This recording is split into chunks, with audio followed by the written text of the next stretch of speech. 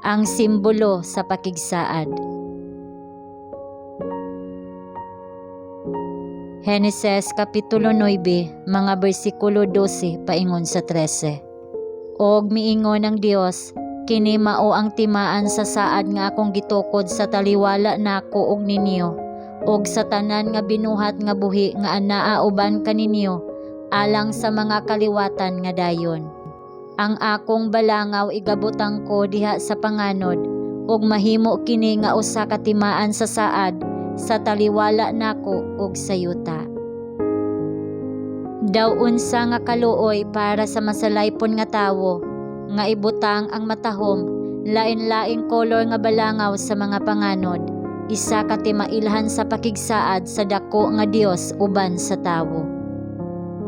Mao kadto ang iyang laraw nga ingon nga ang mga anak sa sunod nga mga kaliwatan makakita sa balangaw diha sa panganod.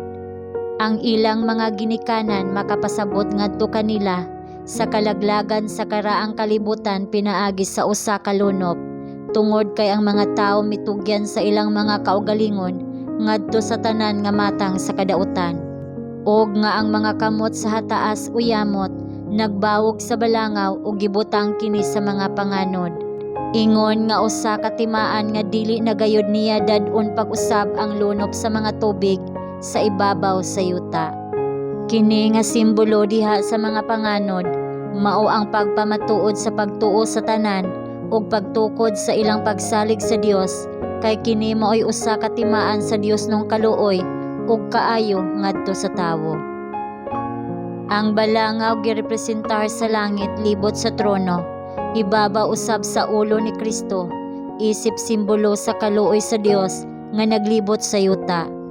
Sa diha nga ang tawo pinaagi sa iyang dakong pagkadautan, makahagit sa kasuko sa Dios, si Kristo ang tigpataliwala sa tawo, nangamuyo alang kaniya ug nagatudlo sa balangaw diha sa panganod, ingon nga ebidensya sa dakong kaluoy ug tabang sa Dios alang sa masalaypon nga tawo.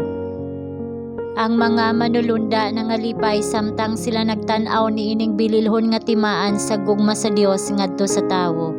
Ang manunubos sa kalibutan nagtan-aw niini, kay kini pinaagi sa iyang galamiton nga kini nga balangaw gihimo nga makita sa mga langit, ingon nga usa ka timaan o kasabutan sa saad ngadto sa tawo. Ang Dios mismo nagtan-aw sa balangaw diha sa mga panganod ug nahinumdom sa iyang walay katapusang kasabutan tali sa iyang kaugalingon ug sa tawo. Sa atong pagtan-aw sa matahom nga talan-awon, kita mahimong magmalipayon diha sa Dios. Masaligon nga siya sa iyang kaugalingon nagtan-aw niini nga timaan sa iyang pakigsaad, ug nga samtang siya nagtan-aw niini, siya nahinumdom sa mga anak sa yuta kang kinsa kini gihatag. Ang ilang mga kasakit, mga katalagman ug mga pagsulay wala matago gikan kaniya. Mahimo kitang magmaya sa paglaom, kay ang balangaw sa kasabutan sa Dios anaa sa ibabaw nato. Siya dili gayud makalimot sa mga anak nga iyang gipangga.